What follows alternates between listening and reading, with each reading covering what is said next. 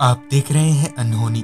इस कहानी के पिछले 3 भागों में अब तक आपने जाना कि कैसे उस कटे हुए हाथ से भागकर हम लोग उस शमशान में पहुंचते हैं, जहां हमें वो साधु महाराज मिलते हैं, जिन्होंने हमें इस घटना के पीछे की पूरी कहानी बताई और साथ ही ये भी बताया कि जब तक वो खून का दाग मेरे पीठ पर से नहीं हट जाता, तब तक वो आत्माएं हमारा पीछा नहीं छोड़ेंगी।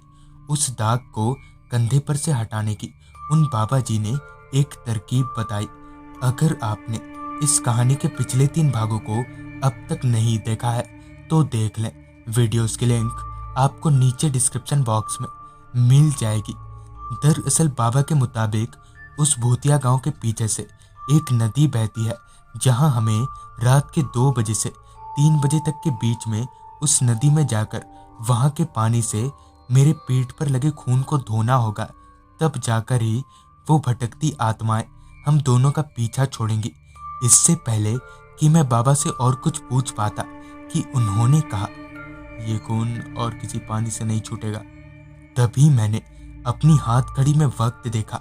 तब रात के 2:30 बज रहे थे, यानी कि अब हमारे हाथ में सिर्फ आधा घंटा जैसा वक्त था। डर तो हमें लग ही रहा था, मगर हमारे पास और कोई चारा भी नहीं था। थोड़ा सोचने के बाद हमने ये काम करने का तय किया, क्योंकि हम भी वैसे ही मारे ही जाते। हमने उन साधु महाराज को भी हमारे साथ चलने को कहा, मगर उन्होंने हमें साफ मना कर दिया, ये कहकर कि ये काम तुम दोनों को अकेले ही करना होगा, और साथ ही हमें चेतावनी देते हुए कहा, छलावों से जरा संभल कर जाना। ये सुनकर हम लोग वापस उस गांव की तरफ रवाना हो गए। रास्ते पर चलते हुए हम सोच रहे थे कि शायद ये हमारी आखिरी रात होने वाली है, मगर हमारी किस्मत को ये गवारा नहीं था। कांपते कदमों से जंगल के बीचों बीच चलते हुए हम उस गांव की तरफ आगे बढ़े जा रहे थे। चलते हुए हमने एक बात नोटिस करी कि आते वक्त हम जितना जल्दी गांव से भागकर यहाँ आ गए थे, यहाँ से गांव जाने में हमें उतनी ही देरी हो रही थी। ऐसा लग रहा था जैसे कि कोई हमें उस नदी के पास जाने से रोक रहा हो, मगर हम भी अपनी जिद पर अड़े रहे। फिर जब चलते हुए हम लोग उस गांव के पास पहुंचे तो पाया कि थोड़ी देर पहले तक जो गांव रोशनी से जगमगा रहा था, अब वो पूरी तरीके से घुप अंधेरे में डूबा हुआ था। तभी अचानक ही गांव के सारे घरों में बत्तियां जलने लगी और साथ ही जोर जोर से रोने की आवाजें आने लगी, जिससे फिर एक बार हमारी दिल की धड़कनें तेज हो गई। हमने झट से पीछे की तरफ पलटा तो पाया कि बहुत से लोगों का एक झुंड धीरे धीरे हमारी तरफ ही बढ़ रहा है। उन सब के मुंह बुरी तरह से जले हुए थे। ये देखकर हमने नदी की तरफ दौड़ लगाना शुरू कर दिया।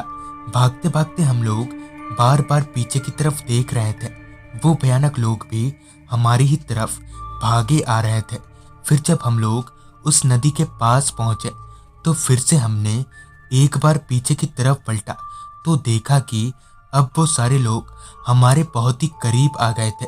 अब हमारे पास इतना भी वक्त नहीं बचा था कि हम उस नदी के किनारे पर रुककर खून का दाग धो सके।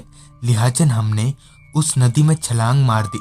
फिर जब हमने अपना सिर ऊपर उठाकर देखा तो वो लोग वहां से गायब हो चुके थे, और साथ ही मेरे कंधे पर खून का दाग भी। हम लोग पानी से निकलकर शमशान की तरफ चलने लगे, उन बाबा जी को धन्यवाद बोलने के लिए। चलते चलते जब हम उस गांव के पास पहुंचे तो देखा कि वो गांव पूरी तरह से अंधेरे में डूबा हुआ था, और साथ ही सारे घर खंडर से लगने लगे थे। फिर जब हम लोग उस शमशान में पहुंचे तो हमें वो बाबा कहीं नहीं दिखे। फिर जब हम लोग उस पेड़ के पास पहुंचे जहां पहले वो बाबा बैठे हुए थे, तो अब वहां सिर्फ उन बाबा जी की एक बड़ी सी तस्वीर लगी हुई थी, और साथ ही उस तस्वीर के नीचे लिखा हुआ था, श्री गजानंद महाराज, मृत्यु 2013। ये देखकर तो हमारे होश उड़ गए। हमें समझ आ गया था कि मरने के बावजूद भी उन बाबा जी ने हमारी मदद की है। तो दोस्तों, ये था इस कहानी का आखिरी भाग। अगर आप भी हाईवे से अलग कोई अनजान रास्ता लेते हैं तो जरा संभल कर, हो सकता है वो रास्ता आपके लिए भी ऐसे ही किसी मुसीबत का दरवाजा हो।